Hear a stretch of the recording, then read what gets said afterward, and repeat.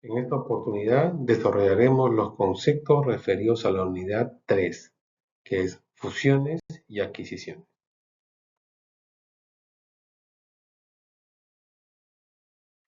Y acá hay que entender cuál es la diferencia entre banca comercial y banca de inversión.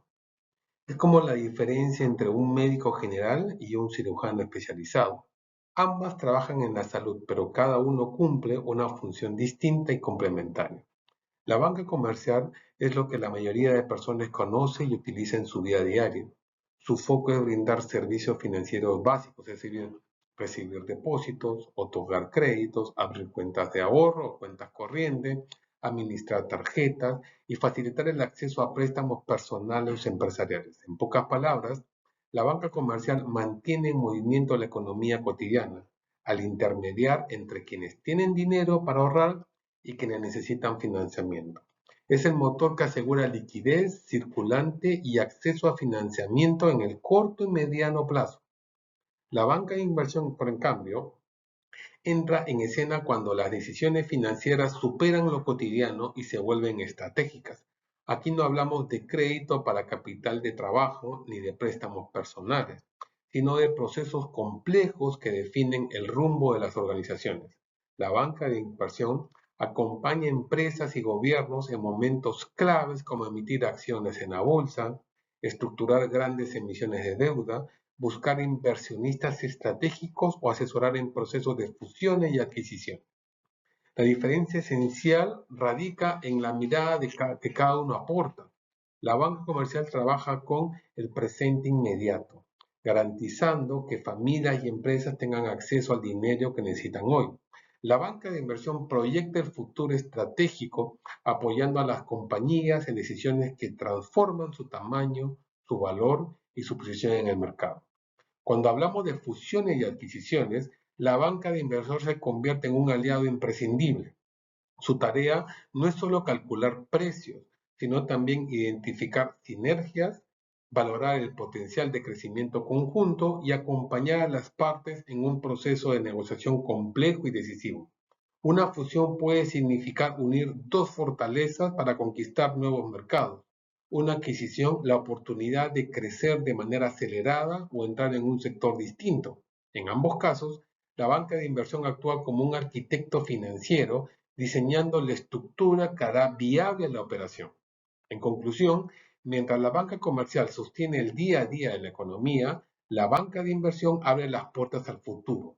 Entender esta diferencia es fundamental para adentrarnos en el estudio de fusiones y adquisiciones, porque allí veremos cómo las empresas, con el apoyo de la banca de inversión, toman decisiones que pueden cambiar para siempre su historia.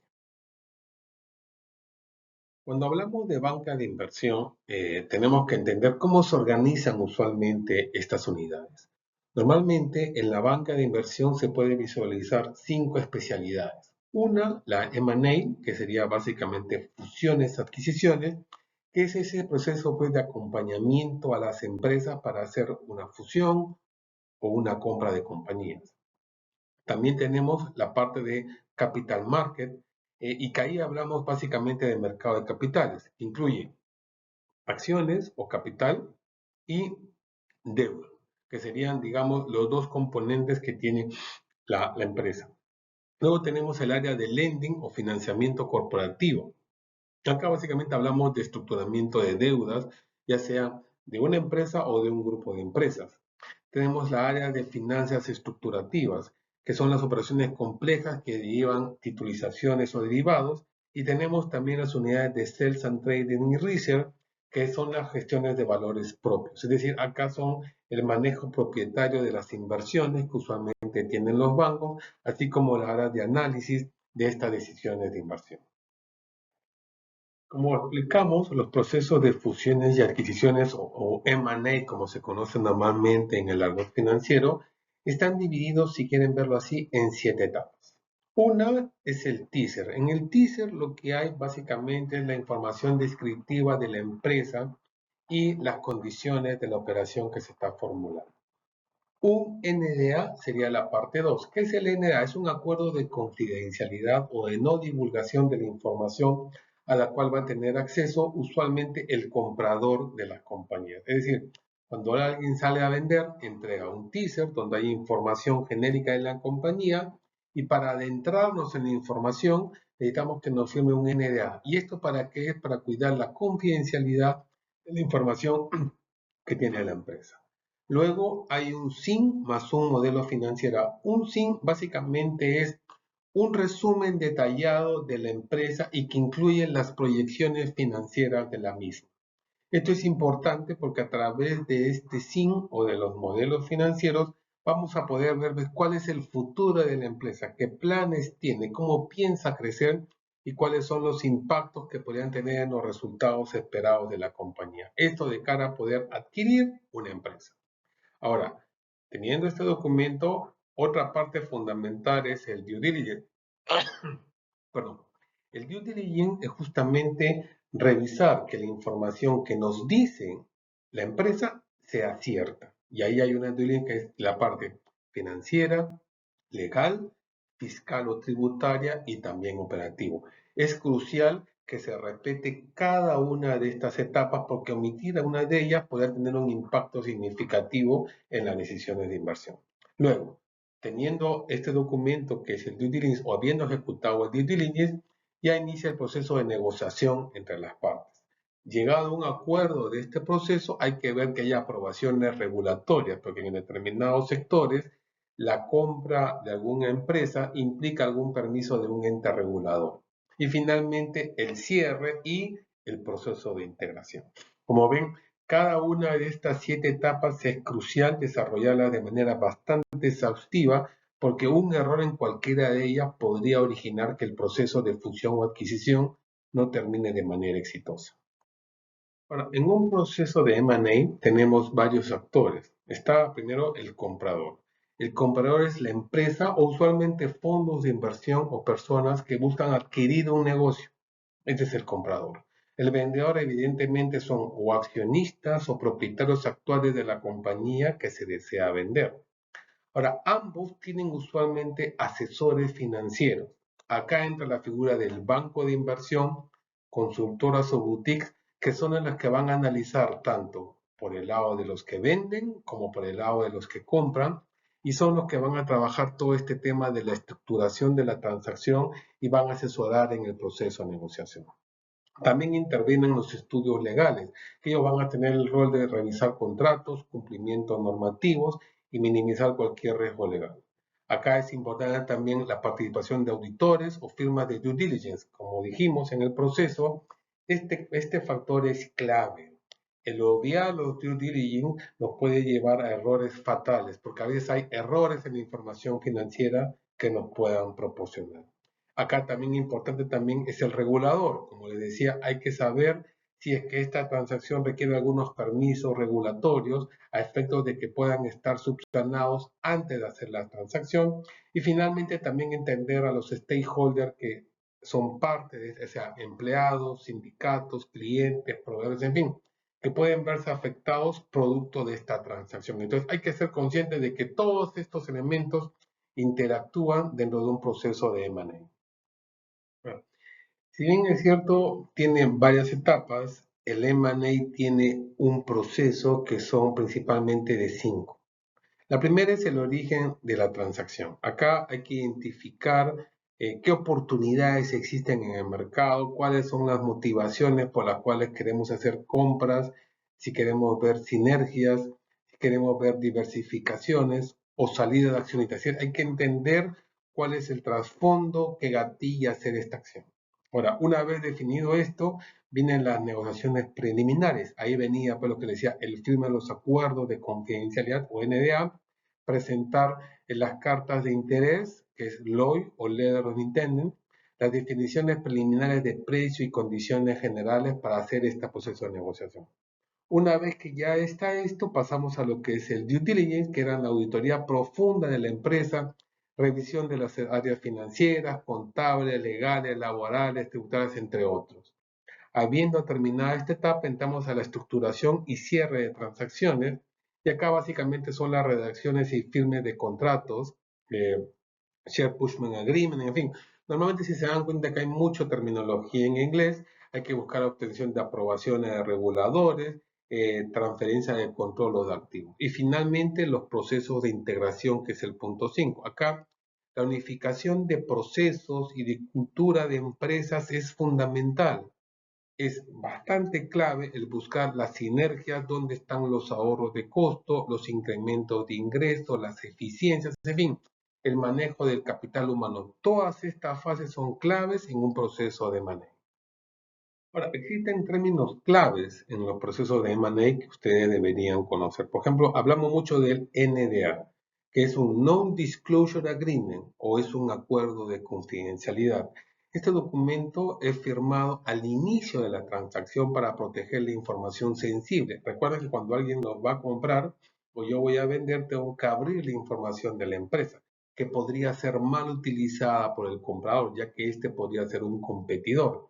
El firmar los NDA justamente nos dan este nivel de confidencialidad y de manejo responsable de la formación que vamos a abrir. Garantizamos que los datos financieros, operativos y estratégicos no se filtren a terceros. Esto es muy importante.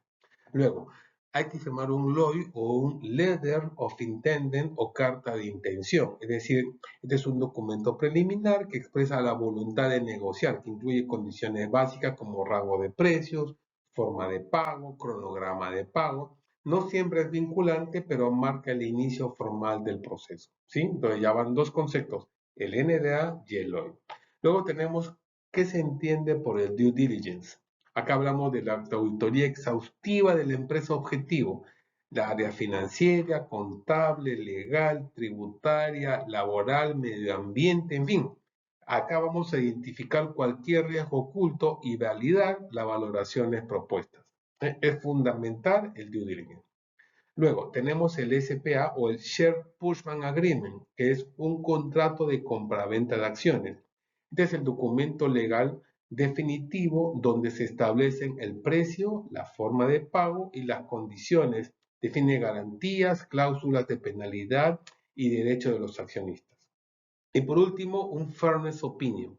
¿Qué es un Fairness Opinion? Es un informe emitido por un banco de inversión o asesor financiero donde evalúa si el precio ofrecido es justo desde el punto de vista financiero para el accionista.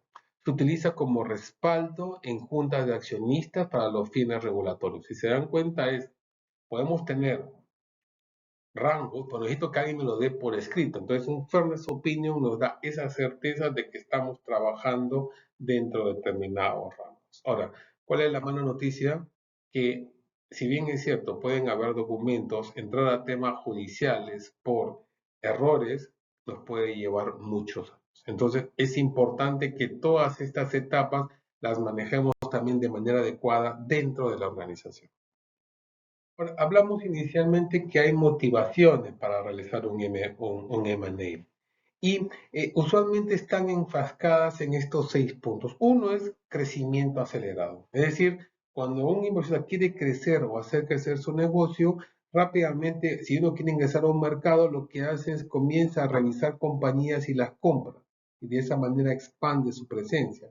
Luego, es decir, que vemos que la compañía que quiero comprar nos da sinergias operativas y financieras, es decir, ahorro en costos logísticos, administrativos o productivos, nos da mayor poder de negociación frente a proveedores y bancos, por ejemplo, Casa Latam Airlines y TAM, donde la integración permitió ampliar rutas, reducir costos, dado el mismo tamaño administrativo.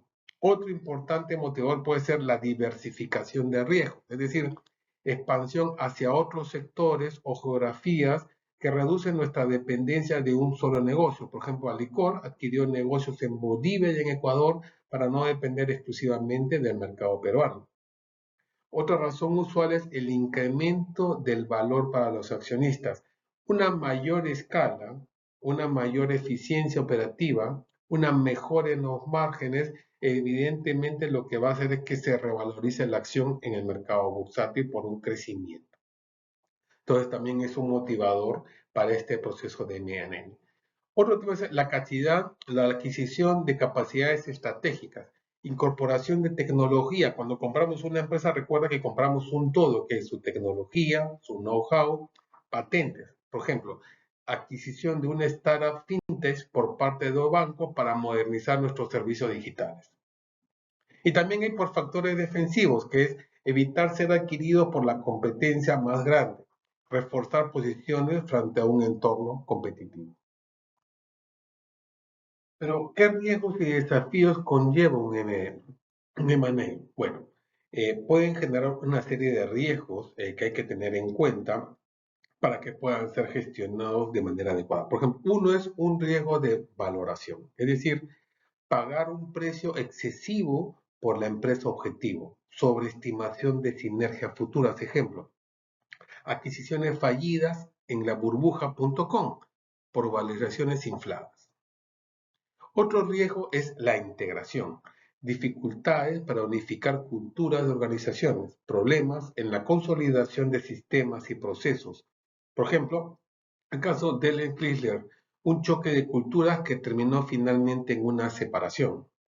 Otro desafío o riesgo son los relacionados al tema financiero. Por ejemplo, empresas que tengan un alto endeudamiento para financiar la compra, posible deterioro en el rating crediticio de la empresa adquiriente, entre otros. También tenemos los riesgos regulatorios y legales.